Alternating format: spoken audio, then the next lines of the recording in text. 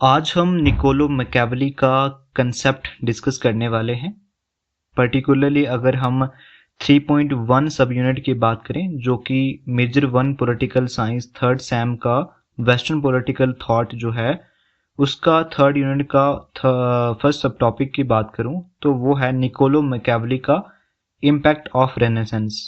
मतलब कि जो रेनेसेंस का पीरियड था उसका क्या इम्पैक्ट रहा है मैकियावेली के व्यू पॉइंट के ऊपर, मैकियावेली के राइटिंग के ऊपर और मैकियावेली की खुद की लाइफ के ऊपर। वो ये हम डिस्कस करने वाले हैं आज के वीडियो लेक्चर के अंदर।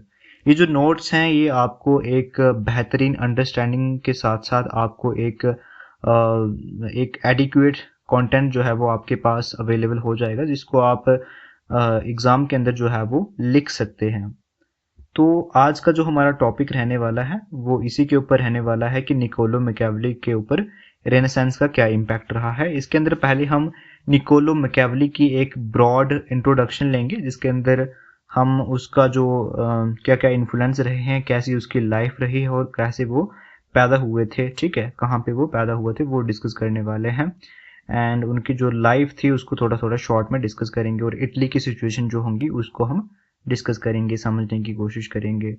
एंड उसके बाद हम उनका जो इम्पैक्ट ऑफ रेनेसेंस होगा वो डिस्कस करेंगे। एंड आने वाले वीडियो लेक्चर के अंदर हम जो है उनका व्यू पॉइंट जो होगा स्टेट क्राफ्ट के ऊपर, चाहे ह्यूमन नेचर के ऊपर, वो हम डिस्कस करेंगे, ठीक है। तो मैकियावेली की शुरुआत करते हैं। वो पैदा होते हैं फ्लोरेंस के अंदर, ठीक है। तो मैं पेन चेंज कर लेता हूँ यहाँ से, ठीक है। तो वो फ्लोरेंस के अंदर पैदा होते हैं, ठीक है। वो इटली की एक जगह है। एंड ये जो पैदा होते हैं मैकियावेली, निकोलो मैकियावेली 3 मई 1469 को पैदा होते हैं। वो मेडिवल एज से बिलोंग करते हैं। वो उस टाइम पे जो था वो मेडिवल एज जो थी वो ख़त्म होने पे आई थी एंड जो मॉडर्न एज थी उसकी शुरुआत होने वाली थी, ठीक है। तो उस टाइम से ये बिलोंग करते हैं कि जब मेडिवल एज जो थी वो ख़त्म होने पे आई थी एंड मॉडर्न एज जो थी वो स्टार्ट होने पे आई थी, ठीक है। तो उसके बीच में हमें निकोलो मैकियावेली के बर्थ देखने को मिलती है। इसको हम एज ऑफ रेनेसांस के साथ भी डिनोट करते हैं कि ये जो पीरियड था ये रेनेसांस का पीरियड था। रेनेसांस का मीनिंग की अगर मैं बात करूं तो वो एक फ्रेंच वर्ड है जिसका मीनिंग होता है रीबर्थ। एंड ये एक मूवमेंट थी 14 और 16 सेंचुरी के बीच में। यहाँ पे जो यूरोप था वो इस इसलिए काम कर रहा था ताकि जो चेंज आए किसके अंदर, जो कस्टम्स और ट्रेडिशन में वो पहले बिलीफ रखते थे, ठीक है, उससे वो चेंज लाएं ताकि वो आर्ट, लिटरेचर और साइंस के ऊपर जो है वो फोकस कर पाएं। तो इस तरीके की वहाँ पे एक चेंज हो रही थी। जहाँ पे अगर मैं थोड़ा इंग्लिश में पढ़ने की कोशिश करूँ, where Europeans work to change the customs and traditions which include art, literature, science extra, ठीक है। तो जो यूरोपियंस थे वो इसमें काम कर रहे थे या इस चीज़ पे ऊपर फोकस कर रहे थे कि जो उनका पुराना ट्रेडिशंस आ रहे थे, कस्टम्स आ रहे थे, उनको वो चेंज करके आर्ट, लिटरेचर और साइंस जो है वो उसके ऊपर फोकस करें आने वाले टाइम के अंदर। It is something like a reform, ये एक रिफॉर्म की तरह था, ट्रांजिट की तरह था मॉडर्न वर्ल्ड के अंदर घुसने का, ठीक है। तो मतलब कि जो रेनेसांस का पीरियड था ये एक ट्रांजिट पीरियड था कि जहाँ पे हम जो है वो मेडिवल एज के एंड में खड़े हैं और मॉडर्न एज की शुरुआत में खड़े हैं, ठीक है। तो रेनेसांस जो है वो इसलिए आया क्योंकि जो चेंज थी लोगों की थिंकिंग के अंदर, पीपल जो थे वो शुरू कर चुके थे अपने जो आसपास का वर्ल्ड है उसको समझना, जो नेचर है उसको लॉजिक के साथ समझना, और उनके अंदर जो है रैशनैलिटी का एलिमेंट जो है वो धीरे धीरे डेवलप होना शुरू हो चुका था। और तभी वहाँ पे हमें ये रेनेसेंस देखने को मिलता है। And this was the state of new age of science. तो ये एक न्यू एज थी यहाँ पे साइंस के कंसेप्ट को या जो साइंस के ऊपर ज़्यादा तवज्जो दी जा रही थी। तो एक स्टार्ट था न्यू एज ऑफ साइंस का। मैकियावेली जो थे वो फ्लोरेंस और इटली के अंदर पैदा होते हैं, मैंने आपको बताया था, और वो रेनेसेंस से ज़्यादा इन्फ्लुएंस थे। और कैसे थे इसको हम आगे डिस्कस करने वाले हैं। मैकियावेली को जो है वो चाइल्ड ऑफ रेनेसेंस भी कहा जाता है, ये आपको ध्यान रखना है। जब वो पैदा होते हैं तो उस समय जो इटली थी वो 5 भागों में टूटी हुई थी। 5 भाग, जैसे मैंने यहाँ पे डायग्राम पे वो जो डिपिक्ट किया है, सबसे पहले यूरोप आ गया। यूरोप के अंदर हमें इटली देखने को मिलती है और इटली के अंदर जो है वो 5 जो है वो प्रोविंसेस के अंदर, जहां हम उसको कह सकते हैं सिटी स्टेट के अंदर जो है वो डिवाइडेड था। एक तो थी फ्लोरेंस, दूसरी वेनिस, तीसरी नेपलस, मिलान, और जो कि मिलिट्री ऑफ रोमन की थी, और कैथोलिक चर्च। तो इनके बीच में ये जो इटली था वो डिवाइडेड था, फ्रेगमेंटेड था, ठीक है, हिस्सों में बढ़ चुका था, अलग अलग हिस्सों में। ये जो सिटी स्टेट्स थी ये एक दूसरे के ऊपर जो थी वो जंग कर रही थी, वॉर विद ईच अदर थे, ठीक है। उसके बाद अगर मैं बात करूं तो वो जो मैकियावेली थे as a sincere patriot, patriot का मतलब क्या होता है कि देशभक्त, ठीक है। तो Machiavelli was anxious to build a strong nation state in Italy. तो वो एज अ पैट्रियट होने के साथ उनके अंदर एक ये जिज्ञासा थी कि वो इटली को एक स्ट्रॉन्ग नेशन स्टेट की तरह बिल्ड करें और उसको as a strong nation state देखें। उसके बाद जो मैकियावेली थे उनके ऊपर हमें बहुत ही पावरफुल इम्पैक्ट देखने को मिलता है रेनेसेंस का, और मॉडर्नाइजेशन का इम्पैक्ट भी हमें उनके ऊपर देखने को मिलता है। जो वॉर थी वो किनके बीच में थी, हमें सिटी स्टेट्स के बीच में थी, ये हमने देख लिया। एंड दैट्स वाई जो थिंकिंग है मैकियावेली की वो प्लेटो और एरिस्टोटल से अलग है। 1947 के आते आते तक फ्लोरेंस जो था वो मेडिसी फैमिली के द्वारा जो है वो रूल किया जा रहा था। लेकिन जब 1994 आता है उसके बाद ये जो फ्लोरेंस था इसको रिपब्लिकन गवर्नमेंट के द्वारा रूल किया जा रहा था। एंड मैकियावेली जो थे वो सेकंड चांसलर बन जाते हैं रिपब्लिकन गवर्नमेंट के, ठीक है। लेटर क्या होता है कि वो 10 ऑफ वॉर कमेटी, तो वो 10वें मेंबर बन जाते हैं वॉर कमेटी के बाद में। इसको आपको बस एज ए अंडरस्टैंडिंग के लिए जो है वो समझना है, कोई आपके ऊपर ऑब्लिगेशन नहीं है कि आपको ये पूरा इंट्रोडक्शन जो है वो याद करना है या एग्जाम के अंदर लिखना है, बस इसमें से कुछ इंपॉर्टेंट पॉइंट्स जो है वो उठा लेना, ठीक है। And work in this government for the 14 year, तो रिपब्लिकन गवर्नमेंट के अंदर उन्होंने काम किया 14 साल के लिए। किसने किया? मैकियावेली ने, एज ए डिप्लोमेट, ठीक है। उसके बाद क्या होता है कि 1512 में जो मेडिची जो पहले हार चुकी थी, अब वहां पे रिपब्लिकन गवर्नमेंट थी फ्लोरेंस के अंदर, लेकिन फिर क्या होता है कि 1512 के अंदर फिर से वो पावर में आते हैं, और जब पावर में आते हैं तो वो मैकियावेली को अरेस्ट कर देते हैं, क्योंकि मैकियावेली के साथ उनका थोड़ा मतलब अनबन भी थी। तो इसके पीछे मैं नहीं जाऊंगा कि क्या था या क्या नहीं था, अगर आपके पास टाइम है तो आप इसको थोड़ा सर्च कर लेना क्यों क्या हुआ था मैकियावेली के साथ। वैसे इतना नेसेसरी नहीं है, लेकिन आपके अंदर जिज्ञासा है जानने की तो आप कर लेना, ठीक है। तो वो जैसे ही उनको अरेस्ट किया, और अरेस्ट करने के बाद जो है वो उनको एंसिस्ट्रल विलेज में वो चले जाते हैं। शायद उनको सज़ा भी हुई थी, लेकिन सज़ा होने के बाद जो है वो एंसिस्ट्रल विलेज मतलब अपने जो पुराने गांव था, अपने दादा परदादा का जो गांव था वहाँ पे वो चले जाते हैं। और वहाँ पे 1513 के अंदर 2 बुक्स लिखते हैं, एक द प्रिंस लिखते हैं और दूसरी द डिस्कोर्स लिखते हैं, और 1527 के अंदर वो मर जाते हैं। तो 58 ईयर की एज में वो जो है वो डेथ हो जाती है उनकी, RIP हो जाते हैं। उसके बाद ये जो हमारी ये जो टॉपिक है द प्रिंस, ठीक है, तो ये आप दोनों टॉपिक के अंदर पुट कर सकते हो, चाहे वो इम्पैक्ट ऑफ रेनेसेंस हो, चाहे व्यू ऑन ह्यूमन नेचर या स्टेट क्राफ्ट के ऊपर हो, ठीक है। तो थोड़ा डिस्कस कर लेते हैं कि प्रिंस के बारे में।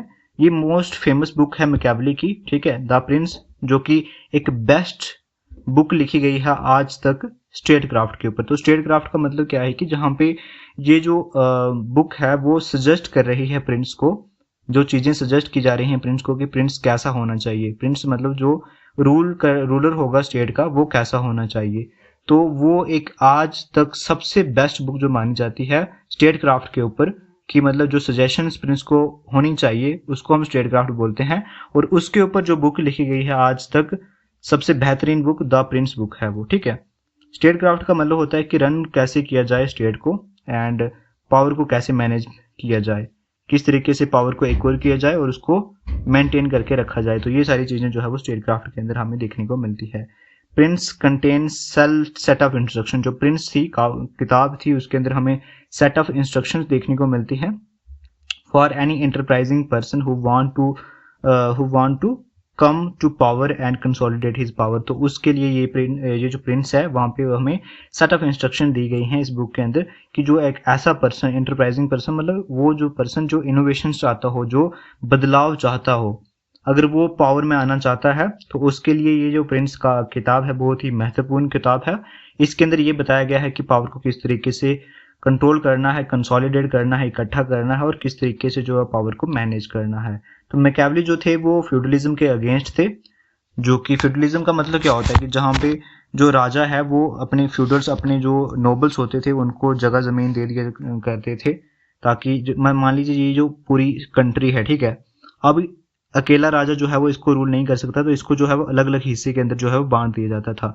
और जब अलग अलग हिस्से के अंदर बांट दिया जाता था, वो अलग अलग हिस्सा जो था वो हर एक रूलर को दे दिया जाता था और उनको हम नोबल्स कहते थे। तो वहाँ पे जो है वो फ्यूडल्स कहते थे, हमारे इंडिया के अंदर नोबल्स कहते थे और यहाँ वहाँ पे जो है वो उनको फ्यूडल लॉर्ड्स कहा करते थे। तो ये चीज़ें हमें वहाँ पे देखने को मिलती हैं। एंड वो इस चीज़ के अगेंस्ट थे। कौन? मैकियावेली। मैकियावेली जो थे वो चर्च के अगेंस्ट भी थे, क्योंकि जो चर्च ने जो थी वो करप्शन फैलाई रखी थी और church were also the major factor behind the lack of unification of Italy. तो जो यूनिफिकेशन नहीं हो पा रही थी इटली की, जो इटली 5 प्रोविंसेस के अंदर या जो 5 सिटी स्टेट के अंदर बंटा हुआ था, उसके पीछे जो कारण था वो मेन कारण जो है वो चर्च ही था। And church was playing with one king against each other. जो चर्च था वो एक राजा के साथ दूसरे राजा के साथ जो है वो एक गंदी पॉलिटिक्स खेल रहा था, ठीक है। मैकियावेली जो थे वो रियलिस्ट थे। रियलिस्ट का मतलब आपको समझ आ गया होगा कि जो रियलिटी में विश्वास रखता है, ना कि आइडियलिज्म में विश्वास रखता है। एरिस्टोटल या प्लेटो की अगर मैं बात करूं, एरिस्टोटल तो फिर भी रियलिस्ट थे, लेकिन जो प्लेटो थे वो हमारे आइडियलिस्ट थे। एंड मैकियावेली की अगर मैं बात करूं तो वो एक रियलिज्म में विश्वास रखने वाले व्यक्ति थे। जो रियलिस्ट उनको हम कहा करते हैं कि जो हमें दिख रही हैं चीज़ें उनको स्टडी करने की बात करते थे। वो इवल का यूज़ की बात करते थे, मतलब कि वायलेंस आप यूज़ कर सकते हो, ट्रैकरी यूज कर सकते हो और कनिंगनेस जो है वो यूज कर सकते हो। तो इन सभी का मीनिंग जो है वो एक ब्रूटल फोर्स की तरह ही है, ठीक है। तो वो इसको सपोर्ट करते थे। क्यों करते थे? जब हम समझेंगे ह्यूमन नेचर को, जहाँ उनका जो व्यू है स्टेट क्राफ्ट के ऊपर, तब आपको ये समझ आ जाएगा। उन्होंने कुछ इंस्ट्रक्शन दी है मैकियावेली को, इसको भी थोड़ा देख लेते हैं ऊपर ऊपर से। On the nature of profession किसके ऊपर दी गई है? इंस्ट्रक्शन उन्होंने दी गई है पॉलिटिक्स के अंदर कि किस तरीके का प्रोफेशन होगा, कैसा एक जो रूलर होगा उसके अंदर क्या क्या खामियां या खूबियां होंगी, उसके ऊपर उन्होंने इंस्ट्रक्शन दी हैं। और ह्यूमन नेचर के ऊपर उन्होंने इंस्ट्रक्शन दी हैं। क्वालिटीज़ ऑफ प्रिंस के ऊपर इंस्ट्रक्शन दी है। उन्होंने बताया है कि कौन कौन सी ऐसी क्वालिटीज़ होनी चाहिए प्रिंस के अंदर, पावर को कैसे मैनेज किया जाए। एंड उन्होंने जो एथिक्स का रोल है पॉलिटिक्स के अंदर, रिलीजन का कैसा रोल होना चाहिए पॉलिटिक्स के अंदर, और उन्होंने क्या बोला ऑन फॉर्चून, इसका मतलब पता नहीं क्या है, उन सम मोर इंस्ट्रक्शन, और बहुत सारी इंस्ट्रक्शन उन्होंने दी है। तो ये इसको आप स्किप भी कर सकते हो, लेकिन आपको पता होना चाहिए कि किस चीज़ के ऊपर उन्होंने बात की है। अब यहाँ से हमारा जो मेन क्वेश्चन है वो स्टार्ट होता है, Machiavelli the impact of renaissance, ठीक है। तो ये आपको 3 नंबर या 5 नंबर का भी आ सकता है एंड ये 12 नंबर का भी बन सकता है। 12 नंबर का बनेगा तो आपको पहले ब्रीफ इंट्रोडक्शन देनी है मैकियावेली की, एंड उसके बाद मैकियावेली का जो इम्पैक्ट ऑफ रेनेसेंस है वो डिस्कस करना है। पहले हम फीचर्स की बात कर लेते हैं कि रेनेसेंस एरा के अंदर क्या क्या फीचर्स हमें देखने को मिलते हैं, कि मतलब जो रेनेसेंस एरा आया उसमें उसके अंदर हमें जो अलग अलग फीचर्स, मतलब कि रेनेसेंस में क्या क्या चीज़ें हुई वो हम डिस्कस करेंगे। सबसे पहले क्या होता है कि रैशनैलिटी आती है लोगों के माइंड के अंदर और रीजन डेवलप होना शुरू हो जाता है। तो रैशनैलिटी का मतलब ये है कि लोग जो है वो तर्क के साथ अब जो है वो सोचना शुरू कर देते हैं। हर एक चीज़ को रिलीजियस प्रिज्म के जरिए जो है वो जरिए जो है वो नहीं देखना पसंद करते, बल्कि अब वो जो है अपनी ह्यूमन लॉजिक को जो है वो अब अप्लाई कर रहे हैं हर एक चीज़ को समझने के लिए। तो उनके अंदर जो है वो रैशनैलिटी और रीजन डेवलप हो चुका है। लोग जो है वो साइंस के ऊपर ज़्यादा विश्वास करने लग चुके हैं। तो ये सारी चीज़ें आप इसके अंदर लिख सकते हो। तो कुछ मैंने पॉइंट्स जो है वो बहुत कम मेंशन किए हैं, आप इसके अंदर और भी ऐड कर सकते हो। जैसे एडवेंट होता है सेकुलरिज्म का। एडवेंट कैसे होता है सेकुलरिज्म का, कि जो दुनिया है जहाँ जो लोग हैं, जो सिटीजन्स हैं, उनको समझने के लिए हमें सिर्फ रिलीजन का इस्तेमाल ही नहीं करना चाहिए, बल्कि उसको अलग तरीके से हम समझ सकते हैं। समझ पा रहे हो कि एडवेंट ऑफ सेकुलरिज्म का मतलब यह है कि हर एक चीज़ को समझने के लिए हम सिर्फ रिलीजन का इस्तेमाल नहीं करेंगे, बल्कि कुछ और चीज़ें जैसे साइंस या कुछ और रैशनैलिटी का इस्तेमाल करेंगे दुनिया को समझने के लिए, सिटीजन्स को समझने के लिए। तो यही था सेकुलरिज्म का एडवेंट, कि वहाँ पे रिलीजन को जो है वो साइडलाइन किया जा रहा है। रिलीजन का जो प्रिज्म यूज़ किया जा रहा था लोगों को समझने के लिए, दुनिया को समझने के लिए, उसको अब साइडलाइन किया जा रहा है और जो है वो अलग चीज़ के ऊपर फोकस किया जा रहा है कि अलग एंगल से हम दुनिया को समझने की कोशिश करेंगे। तो ये चीज़ें हमें रेनेसेंस के टाइम के ऊपर देखने को मिलती है। ट्रेड के अंदर ग्रोथ देखने को मिलती है। न्यू क्लास ऑफ ट्रेड जो है वो इमर्ज होती हुई देखने को मिलती है। इसी के साथ मैंने आपको बताया कि था कि स्टार्ट हो जाता है जोग्राफिकल एक्सप्लोरेशन का, तो इसको इस पॉइंट को भी आप जो है वो लिख सकते हो।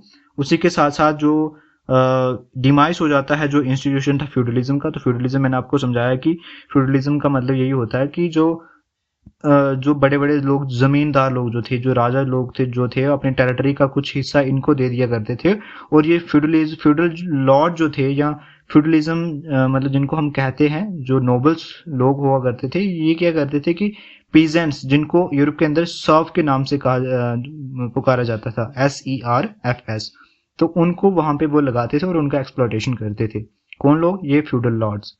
तो इस इंस्टीट्यूशन को अभी डिवाइस हमें देखने को मिलता है रेनेसेंस के टाइम के अंदर। और जो मीन्स ऑफ कम्युनिकेशन है, जो मतलब रास्ता है, जहाँ जो रोड्स हैं, इसके अंदर हमें इम्प्रूवमेंट देखने को मिलती है, और ट्रांसपोर्टेशन के अंदर भी हमें इम्प्रूवमेंट देखने को मिलती है। अब जो है वो हम रेनेसेंस का इम्पैक्ट देखते हैं निकोलो मैकियावेली के ऊपर, ठीक है। तो वर्ड रेनेसेंस का मतलब यही है रिबर्थ, और फ्लोरेंस के अंदर जो है वो मैकियावेली पैदा होते हैं और वही उनकी बर्थ प्लेस है। ये एक मोस्ट क्लटर्ड सोसाइटी थी, कल्चर्ड नहीं है, इसको यहाँ पे कंफ्यूज नहीं होना है। यहाँ पे क्लटर्ड मतलब कि वहां पे हौज पौज था सब कुछ। सिटी थी इटली के अंदर, that was the time then generally regarded as the seat and the birth place of the wave of Renaissance. तो वो जो सिटी थी, इटली जो सिटी थी या इटली जो जगह थी, उसी को जो है वो as a seat and birth place माना जाता है, जो रेनेसेंस की वहां से लहर चली, जो वेव चली, ठीक है। और उसको फर्स्ट मॉडर्न स्टेट माना जाता है पूरी दुनिया के अंदर, क्योंकि वहां से ही जो है वो मॉडर्निज्म की शुरुआत होती है, और जो मेडिवल एज का जो सुपरस्टिशन है उसके ऊपर से बिलीफ जो है वो लोग वहां से उनका उठना शुरू हो जाता है, ठीक है। Impact of Renaissance on the thoughts and the writings of the Niccolo Machiavelli. अब हम डिस्कस करते हैं कि उनकी थॉट्स और राइटिंग के ऊपर क्या इम्पैक्ट था रेनेसेंस का।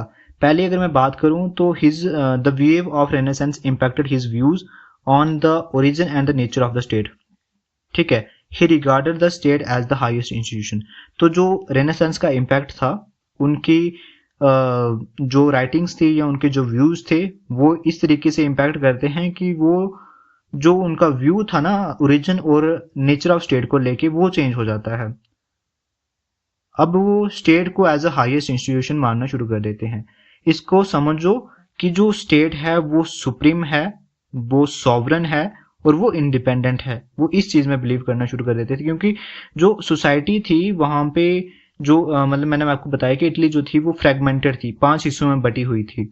तो वो कैसे एक नेशन स्टेट बना सके, उसको उनका एक ये बेसिक आइडिया था, एक मोटिव था कि उसको एज अ नेशन स्टेट बनाना, ठीक है। तो उसके लिए जो इम्पोर्टेंट इंस्टीट्यूशन है वो क्या है? स्टेट है। तो स्टेट को उन्होंने जो है वो सबसे ऊपरी दर्जा दिया है रिलीजन और चर्च को छोड़ के, ठीक है। तो चर्च जो है वो इतना जो है इम्पोर्टेंट नहीं है एज कम्पेयर टू स्टेट। तो स्टेट जो है वो एक उनके लिए हाईएस्ट इंस्टीट्यूशन है, कि स्टेट होगा तभी उस जो इटली का जो नेशन, इटली की जो फ्रेगमेंटेशन है वो सही हो पाएगी और एक यूनिफिकेशन हो पाएगी।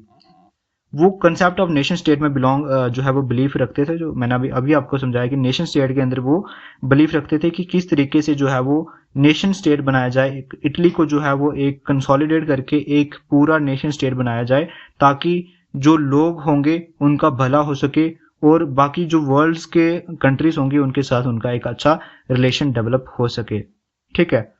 उसके बाद अनदर इम्पैक्ट की अगर मैं बात करूं तो उनके ऊपर हमें इस तरीके का देखने को मिलता है कि उन्होंने जो इंस्टीट्यूशन ऑफ फ्यूडलिज्म था उसको उन्होंने रिजेक्ट किया, और जो फ्यूडल हिरार्की थी उसको भी उन्होंने रिजेक्ट किया।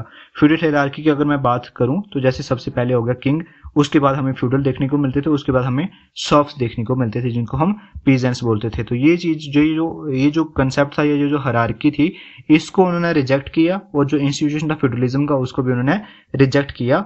कि ये क्यों हुआ? क्योंकि रेनेसेंस का उनके ऊपर इम्पैक्ट आया। तो रेनेसेंस के अंदर लोगों ने जो है वो उनके अंदर एक अलग ही विचारधारा जो है वो डेवलप होना शुरू हो गई थी।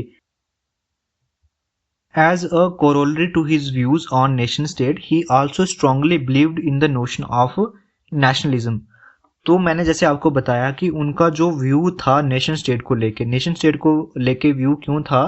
क्योंकि वो जो इटली था वो 5 सिटी स्टेट्स के अंदर डिवाइडेड था, और वो जो सिटी स्टेट्स थी एक दूसरे के ऊपर वॉर में थी, ठीक है, एक दूसरे के साथ लड़ रही थी, और वो चाहते थे कि उन सभी को मिला के एक इटली को एज अ नेशन स्टेट बनाया जाए, एंड इसी के साथ साथ वो इस चीज़ में विश्वास रखते थे कि जो नेशन स्टेट होगी वो नेशनलिज्म को बढ़ावा देगी या नेशनलिज्म के ऊपर फोकस करेगी। नेशनलिज्म का यहाँ पे उनका मतलब ये है कि जो नेशन स्टेट होंगी वो सिर्फ वो सिर्फ जो है वो रिलीजन और मोरालिटी के बेसिस के ऊपर बाकी नेशन के साथ इंटरेक्ट नहीं करेगी, बल्कि जो रैशनैलिटी होगी या जो नेशन इंटरेस्ट होगा उसके बेस के ऊपर जो है वो हम दूसरी कंट्रीज के साथ इंटरेक्ट करेंगे जब हम नेशन स्टेट बन जाएंगे। ठीक है, तो नेशनलिज्म यही था उनका नेशनलिज्म कि अगर हम जो है वो सिर्फ रिलीजन और मोरालिटी के बेसिस के ऊपर लोगों के साथ इंटरेक्ट नहीं करेंगे, अपने जो डिप्लोमेसी है वो नहीं करेंगे, बल्कि हम इस चीज़ के साथ डिप्लोमेसी करेंगे ताकि जो बैलेंस ऑफ पावर जो है वो बनी रहे एंड उसी के साथ साथ जो हमारी जो नेशनल इंटरेस्ट होगा उसके बेस के ऊपर हम जो है वो लोगों के साथ इंटरेक्ट करेंगे, बाकी देशों के साथ इंटरेक्ट करेंगे। And it was under the impact of Renaissance that Machiavelli liberated the state from the clutches of church, and is not only separated or liberated the state but also subjugated the church and the papal power to that of state and the monarch। तो यहाँ पे subjugated के spelling जो है वो देख लेना, SUBJUD नहीं होगा, GATED होगा। ठीक है, तो D नहीं होगा इसके अंदर, बाकी आप देख लेना। ठीक है, तो it was under the impact of Renaissance. तो ये रेनेसेंस के इम्पैक्ट के अंदर ही था। क्या था कि जो मैकियावेली थे उन्होंने स्टेट को, जो चर्च के अंडर स्टेट था, चर्च के जो जाल में फंसी हुई स्टेट था, उसको उसने लिबरेट करवा दिया। सिर्फ उसको सेपरेट और लिबरेट ही नहीं कराया, बल्कि चर्च को जो है वो स्टेट के सब्जुगेट कर दिया, मतलब चर्च को स्टेट के अंडर रख दिया। वो जो पैपल पावर है, पैपल पावर का मतलब जो पोप है, पोप कौन होता है? पादरी होता है जो चर्च के अंदर होते हैं। जैसे हमारे पंडित वगैरह होते हैं जो मुस्लिम है, मुझे नहीं पता कौन होते हैं, लेकिन वो जो होते हैं, जो रिलीजियस हेड होते हैं, जो पोप चर्च के थे, उनकी जो पावर थी सोसाइटी को कंट्रोल करने में, जो पॉलिटिक्स को कंट्रोल करने में, जो लोगों की लाइफ्स को कंट्रोल करने में, सोशल लाइफ को कंट्रोल करने में, उस पावर को भी उन्होंने क्या किया? स्टेट के अधीन रख दिया। ठीक है, तो ये चीज किसने की? मैकियावेली ने की। क्या किया कि जो जाल था चर्च का, जिसके अंदर स्टेट फंस चुकी थी, ठीक है, उससे स्टेट को लिबरेट किया, आज़ाद करवाया, और उसी के साथ साथ उसको सेपरेट करवाया और चर्च को जो है वो स्टेट के अधीन रख दिया, मतलब स्टेट के अंडर होगा चर्च। ठीक है, पहले क्या होता था? चर्च जो है था वो सुपीरियर था। And he wanted to separate the ethics and religion from the political domain. तो वो एथिक्स और रिलीजन को जो है वो सेपरेट करना चाहते थे पॉलिटिकल डोमेन से। तो ये चीज़ आपको समझ आ गई होगी कि हम क्या करेंगे, सिर्फ रिलीजन के ऊपर ही विश्वास नहीं करेंगे, बल्कि हम जो है वो पॉलिटिकल डोमेन के अंदर जो है वो नेशनल इंटरेस्ट को देखेंगे और लोगों का वेलफेयर देखेंगे, स्टेबिलिटी के ऊपर फोकस करेंगे, पावर के ऊपर फोकस करेंगे, ताकि हम इटली को जो है वो यूनिफाई कर सकें और एक एज ए नेशन स्टेट बना सकें। तो इसके ऊपर उनका फोकस था। तो ये कैसे हुआ पॉसिबल? कैसे हुआ? रेनेसेंस के इम्पैक्ट की वजह से हुआ। एंड 7th पॉइंट की अगर मैं बात करूं तो due to the impact of renaissance that Machiavelli placed man at the centre of everything instead of God, other related abstract idea of morality. In this case he became the proponent and the exponent of the individualism. तो impact, renaissance के impact की वजह से ही Machiavelli ने क्या किया कि man, human, एक इंडिविजुअल को जो है वो सेंटर में रख दिया।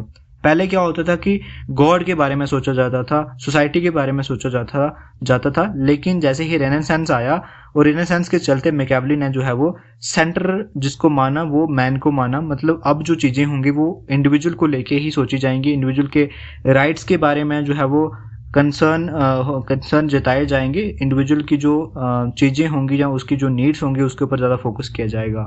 ठीक है, एंड इसी की वजह से वो परपोंडर एंड एक्सपोंडर बन जाते हैं इंडिविजुअलिज्म के। इंडिविजुअलिज्म का मतलब यही होता है जो मैंने आपको बताया कि इंडिविजुअल के प्रति आप ज़्यादा कंसर्न जो है वो जताना को शुरू कर देते हो कि जो इंडिविजुअल है वही महत्वपूर्ण है, उसके ही हम राइट्स की ज़्यादा चिंता करने शुरू कर देते हैं। तो वो इस चीज़ के परपोंडर बन जाते हैं इंडिविजुअलिज्म के।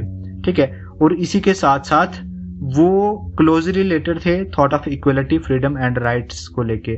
तो इक्वलिटी, फ्रीडम और राइट्स के साथ साथ वो इंडिविजुअलिज्म को भी ज़्यादा बढ़ावा देते हैं। तो फ्रीडम का मतलब ये होगा कि जो रूलर होगा, जो सिटीजन्स होंगे, वो एक्ट करेंगे फॉर द, किसके लिए?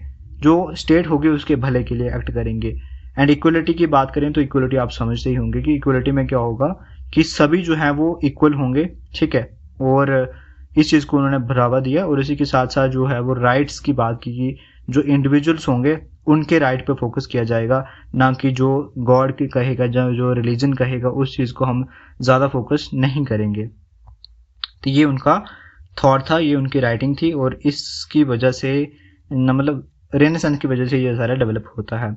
9th पॉइंट की अगर मैं बात करूँ तो Machiavelli favoured the establishment of absolute monarchy in order to impose unity and achieve unification of Italy. तो मैकियावेली जो थे वो एब्सोल्यूट मोनार्की को फेवर्ड करते हैं, सपोर्ट करते हैं, ताकि जो यूनिटी को इम्पोज किया जाए, यूनिटी को अचीव किया जाए और इटली को यूनिफाई किया जाए। जो इटली जो था वो 5 सिटी स्टेट के अंदर डिवाइडेड था और उसको यूनाइट करना जो था वो उनका मेन मकसद था। तो इसके लिए वो एब्सोल्यूट मोनार्की को फेवर करते हैं।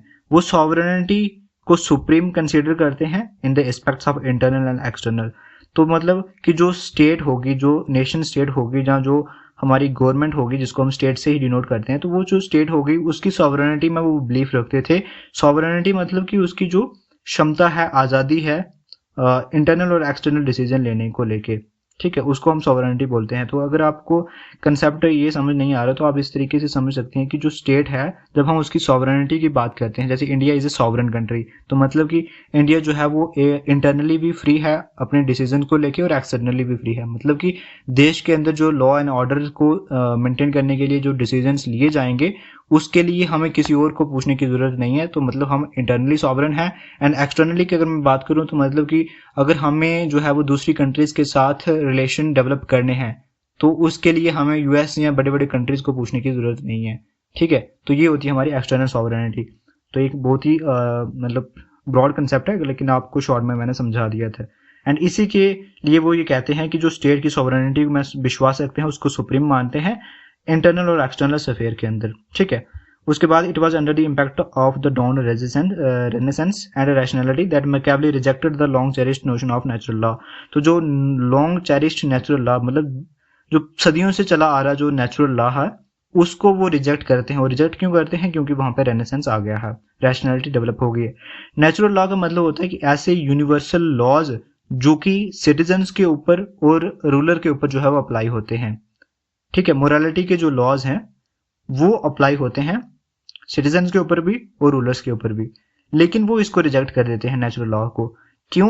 क्योंकि वो ये कहते हैं कि जो स्टेट होगी, जो कंट्री होगी, जो नेशन स्टेट होगी, वो इस चीज़ से रन नहीं करेगी। वो जो रन करेगी वो पावर से रन करेगी, नेशनल इंटरेस्ट के बेस के ऊपर रन करेगी और डिप्लोमेसी के बेस के ऊपर रन करेगी, ना कि जो रिलीजन या मोरालिटी के बेसिस के ऊपर रन करेगी, ठीक है। तो आपको पता ही होगा कि उन्होंने प्रिंस के लिए क्या क्या नहीं कहा है मैकियावेली ने। तो मैकियावेली जो है वो प्रिंस को फोर्स का इस्तेमाल करने को कहते हैं। वो उसको एज अ फॉक्स और लाइन की तरह भी दर्शाते हैं कि आपको जो है वो एक चालाक भी होना है और इसके साथ साथ जो है वो लोगों के बीच में डर भी रखना है। तो इसलिए वो जो नेचुरल लॉ थे जिसके अंदर एथिक्स और मोरालिटी जो है वो डोमिनेट करती है, उसको वो रिजेक्ट करते हैं। वो ये कहते हैं कि प्रिंस को जो है वो इन चीज़ों के ऊपर फोकस नहीं करना चाहिए, बल्कि उसको इस चीज़ के ऊपर फोकस करना चाहिए कि किस तरीके से स्टेबिलिटी लाई जा सके नेशन स्टेट के अंदर, ठीक है, जहाँ स्टेट के अंदर।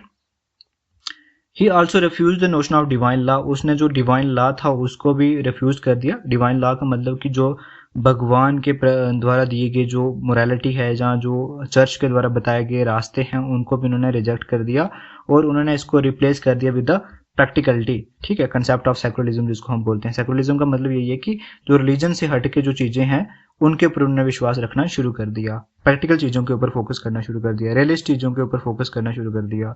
Renaissance was taken as a symbol of materialism. As a result, Machiavelli replaced the spiritualism by materialism. तो जो Renaissance को as a symbol देखा गया materialism, उसके रिजल्ट में क्या देखने को मिलता है कि Machiavelli जो है वो spiritualism को materialism से जो है वो रिप्लेस कर देते हैं। आप spiritualism को समझो। spiritualism में होता क्या है कि आप जो है वो भगवान में ज़्यादा विश्वास रखते हो या फेथ में ज़्यादा विश्वास रखते हो। फेथ क्या होता है? फेथ ही तो विश्वास होता है। एंड इस चीज़ को उन्होंने मटेरियलिज्म के साथ जो है वो रिप्लेस कर दिया, क्योंकि जो मेडिवल टाइम था उस समय स्पिरिचुअलिज्म ज़्यादा पॉपुलर था, लेकिन अब जो है वो मेडिवल एज जो है वो ख़त्म होने पे आ चुकी है। एंड यहाँ पे हमें मॉडर्निज्म जो है वो स्टार्ट होता देखने को मिल रहा है, मॉडर्न पीरियड जो है वो स्टार्ट होता हुआ देखने को मिल रहा है। एंड उसी के बीच मैकियावेली पैदा होते हैं एंड वो मटेरियलिज्म पे बहुत ज़्यादा फोकस करना शुरू कर देते हैं जब रेनेसेंस आता है। मटेरियलिज्म का मतलब ये हुआ कि जो वर्ल्डली चीज़ें हैं, जो पैसा, वेल्थ, आपकी हेल्थ और वगैरह वगैरह जो चीज़ें आती हैं जो कि मटेरियलिस्टिक हैं, जिसके अंदर मैटर हमें देखने को मिलता है, जो हमारे सामने है, जिससे हमें खुशी मिलती है इस वर्ल्ड के अंदर, उस चीज़ के ऊपर फोकस करना शुरू कर दिया। उन्होंने ये कहा कि जो चीज़ें होंगी जो हमें जो स्टेट को रन करने के लिए या जो कंट्री को रन करने के लिए जो इंपॉर्टेंट चीज़ें हैं उनके ऊपर फोकस करना उन्होंने शुरू कर दिया, मतलब मटेरियलिस्टिक चीज़ों के ऊपर फोकस करना शुरू कर दिया। एंड उन्होंने जो स्पिरिचुअलिज्म था उसको इस चीज़ के साथ रिप्लेस कर दिया कि अब जो है वो हम मटेरियलिस्ट चीज़ों के ऊपर फोकस करेंगे, तब जाके जो है वो हमारी एक अच्छा नेशन स्टेट डेवलप हो पाएगा। And it was clearly under the impact of Renaissance which gave the importance to the region, knowledge and the innovation.